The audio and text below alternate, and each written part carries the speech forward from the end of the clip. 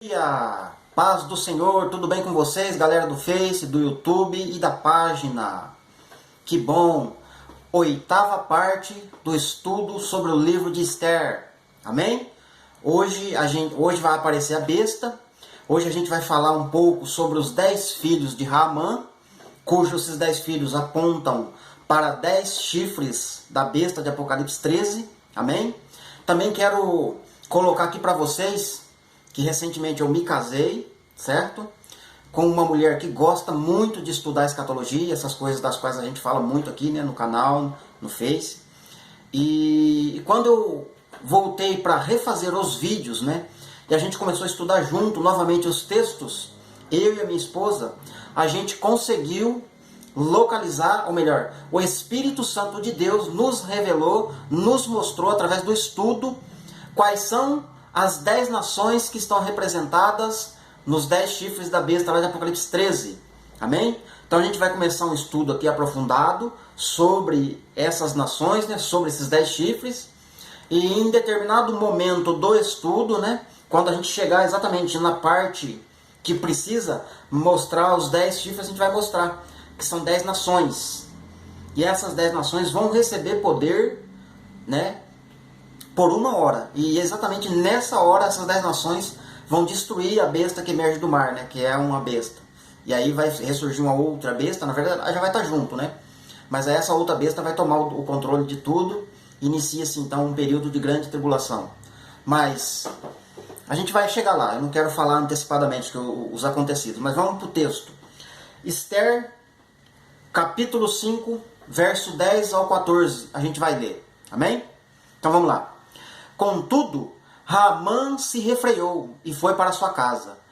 E mandou vir os seus amigos e também a Zeres, sua mulher. Amados, aqui está o segredo. Tem muita coisa escondida aí. Percebe-se que desde o início a gente está colocando Haamã como a besta? E a besta tem uma esposa. Olha aí. Se a besta tem uma esposa, vamos ver quem que é essa esposa, né? Coisa linda, gente. Verso 11. E contou-lhes Haamã a sua glória, as suas riquezas, e a multidão de seus filhos, e tudo em que o rei tinha engrandecido, e como o havia exaltado sobre os príncipes e servos do rei. Verso 12. E acrescentou: tampouco a rainha Esther a ninguém fez vir com o rei ao banquete que ela preparou, senão a mim. E também, para amanhã, estou convidado por ela, juntamente com o rei, né? Esther vai oferecer 2 banquetes, né? O primeiro banquete já aconteceu, né? Ele se engrandece, exalta. Nossa, só eu fui convidado, né? E amanhã vai ter outro banquete. Só eu vou estar presente de novo. Eu, a Esther e o rei. Ele está se engrandecendo aqui, ó. 13. Todavia, isso não me satisfaz, enquanto eu ficar vendo o judeu Mordecai assentado à porta do rei. Ele não gosta de ver o judeu Mordecai lá no átrio, né? Lá no santo do santo. Verso 14. Então lhe disseram Zeres, a mulher de Haamã, e todos os amigos: faça-se uma forca de 50 côvados de altura, e pela manhã diga ao rei que nela seja enforcado a Mordecai. E então entra alegre com o rei para o banquete que a Esther lhe ofereceu. E isto lhe pareceu bem a Haamã, que mandou fazer a forca. Eita, gente! Então essa mulher Zeres entra na história agora, justamente agora, num momento, né, crucial, no momento do banquete exatamente. Manda fazer uma forca para destruir Mordecai.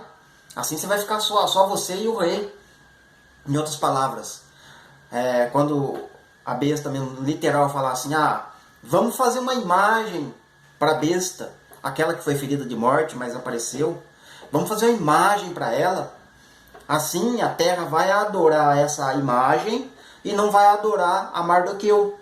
E aí a gente tira a Mordecai de jogada, né? A gente tira Jesus da jogada e só você, Haamã, vai receber a adoração. E isso pareceu bem aos olhos de Haamã, né? Agora, irmãos, a gente vai entrar por alguns profetas para estar falando, né, de coisas interessantes, eu quero ir lá no profeta Naum. A gente vai fazer um estudo bem detalhado desse profeta Naum, amém? Eu quero ler com você o profeta inteirinho, mas eu separei em blocos, né, em partes. A gente vai ler, por exemplo, agora Naum do 1 até o 6 e vamos lá em Ezequiel, ler um pequeno trecho. E aí a gente vai começar a cruzar as profecias de Naum com Ezequiel, com Obadias, com Daniel, com Jeremias. E vocês vão ver, irmãos, quanta coisa linda o Senhor Deus vai revelar para você, revelou para mim e vai continuar revelando muito mais. Eu tenho certeza que quem já está estudando, quem já está examinando as Escrituras, e principalmente se conhece o ministério das duas casas de Israel, né, vai ter acréscimos, né, vai ter muita revelação para vocês. Amém? Naum 1 diz assim: oráculo, ou melhor, visão, né, oráculo acerca de Nínive. Livro da visão de Naum, de Ecos. O Senhor é um Deus zeloso e vingador. O Senhor é vingador e cheio de indignação. O Senhor toma vingança contra os seus adversários e guarda a ira contra os seus inimigos. Verso 3. O Senhor é tardio em irar-se e de grande poder, e o culpado de maneira alguma será tido por inocente. O Senhor tem o seu caminho no turbilhão e na tempestade, e as nuvens são o pó dos seus pés.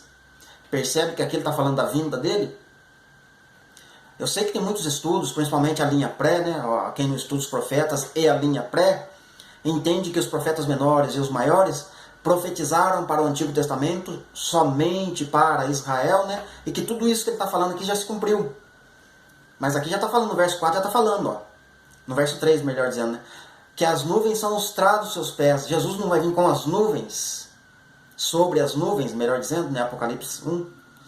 Olha, ele vem com as nuvens, ele vem sobre as nuvens. Vejam. Então ele vem com as nuvens. Aqui já está dizendo que ele vem com as nuvens. Está falando de vingança. Está falando de juízo. Que ele não vai inocentar o culpado. Verso 4. Ele repreende o mar e o faz secar, e esgota todos os rios. Desfalece em Bazã, o Carmelo, e a flor do Líbano se murcha. Olha esse verso 4. Ele repreende o mar. Isaías 11, verso 15. Eu vou destruir totalmente o braço do mar do Egito. Período de grande tribulação. Ele esgota todos os rios. O rio Eufrates vai se secar. O rio Nilo, que nunca se secou, vai se secar. Zacarias 11, se eu não me engano. Ou Zacarias 10. Fala que o rio Nilo vai se secar. Entende? Vai se secar. Nunca se secou o rio Nilo. Mas ele vai se secar. Por quê? Porque vai faltar água, né? Vai faltar água. E desfalecem o Bazã, o Carmelo e a flor do Líbano se murcha. Porque o Líbano é um país que tem muita coisa linda, muita coisa, um país esbelto, né? Uma lindeza sem fim, um jardim lindo. Imagina um jardim, mas é o jardim, né? Está dizendo que a lindeza, né, das plantações, da avicultura que tem lá, vai ser murchado. E o Bazã e o Carmelo, qual é o monte Bazã e o Carmelo? É o monte do Armagedon, né? O Monte Carmelo vai ser o lugar da peleja, do grande dia, né? Então esses montes vão se derreter. Vão se derreter diante da presença dele. Verso 5. Os montes tremem perante ele, na face dele. E os outeiros se derretem, e a terra fica devastada diante dele. Sim, o mundo e todos neles que habitam. Isso não aconteceu ainda no passado. Essa profecia não se cumpriu ainda. As pessoas da face da terra vão tremer diante da presença dele. Quando é que ele apareceu? Que fez a terra tremer? Quando Jesus veio, tremeu a terra, mas na morte e ressurreição dele, na morte e crucificação dele. Mas de maneira que a terra treme e todo mundo fica com medo, não aconteceu isso ainda. Em toda a terra, inclusive, não só Israel, né? É a vinda dele que está falando aqui. Verso 5 a gente leu, né? Isso mesmo. Verso 6. Quem pode se manter diante do seu furor? E quem pode subsistir diante do ardor da sua ira? Ira, falou de ira aqui, falou da vinda dele. E a sua cólera se derramou como um fogo, e por ele as rochas são fendidas. Zacarias 14 fala que o Monte das Oliveiras vai fendir ao meio, e lá é uma grande rocha, né? O Monte Gólgota, caveira, né? É uma enorme rocha, uma pedra. E aquela pedra vai ser fendida no meio, né? Na vinda dele. Verso 7. O Senhor é bom, uma fortaleza no dia da angústia, e Ele conhece os que nele confiam. A gente vai ler até o 7, muito bem. A gente leu até o 6, né? Era para ler até o 6, eu li o 7, mas tá bom. Viu que falou de angústia, né? A angústia de Jacó. Tem aqui em Naum, tem lá em Obadias fala de angústia, né? Da calamidade. E os outros profetas também. Agora a gente vai ler Ezequiel 38, 17 ao 20. Para a gente conectar com o início do profeta Naum aqui. Para voltar um pouquinho para trás aqui. Oséias, Daniel, Ezequiel. Ezequiel 38... Vamos lá, verso 17. A gente vai ler do 17 ao 20. Do 17 ao 20. Diz assim, ó. Assim diz o Senhor Deus, não és tu aquele de quem eu disse nos dias antigos, por intermédio dos meus servos, dos profetas de Israel, os quais naqueles dias profetizaram largos anos, que te faria vir contra eles? 18. Naquele dia, porém, quando vier Gog contra a terra de Israel, diz o Senhor Deus, a minha indignação subirá pelas minhas narinas. Você veja que indignação falou lá no início do profeta Naum. Quem pode suster ou aguentar o dia da minha indignação? 19. Pois no meu zelo, no ardor da minha ira, dia do Senhor,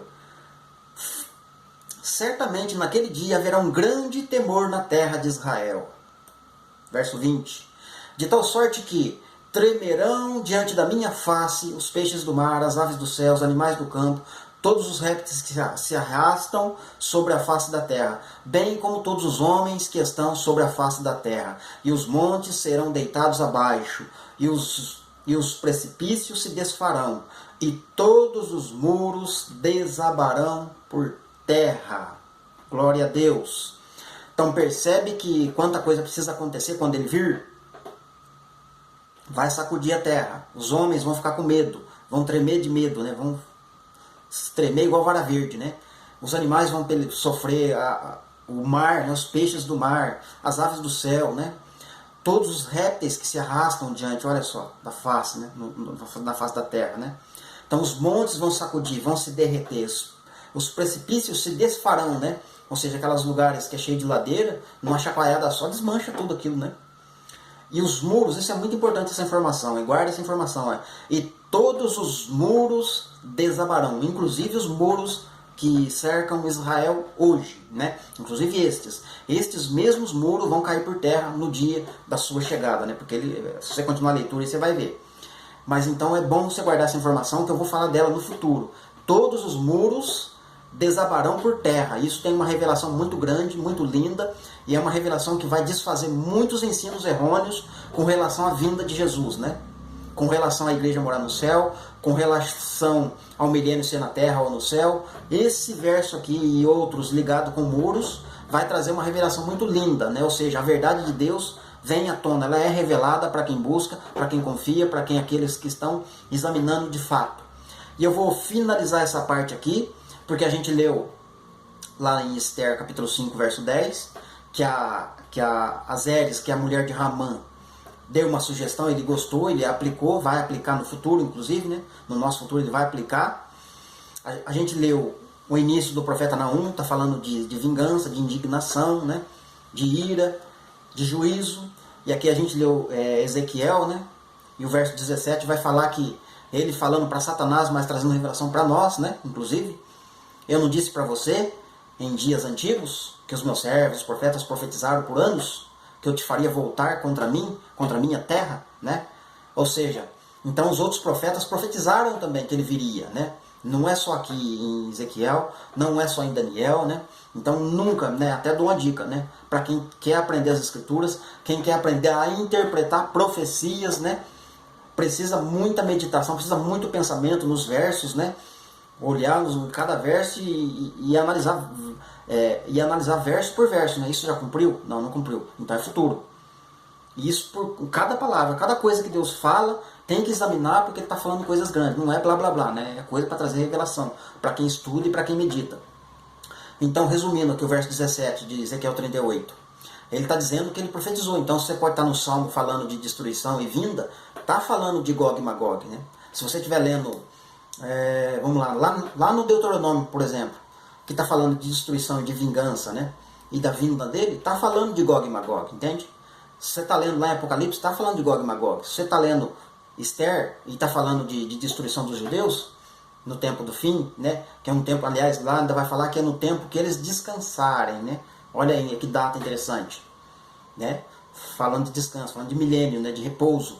Então tá trazendo o tempo do fim, né? Então tá falando de Gog e Magog, né? Não tá a palavra Gog e Magog, mas está falando disso, né? Amém? Deus abençoe vocês e vamos para a parte de número 9. Amém?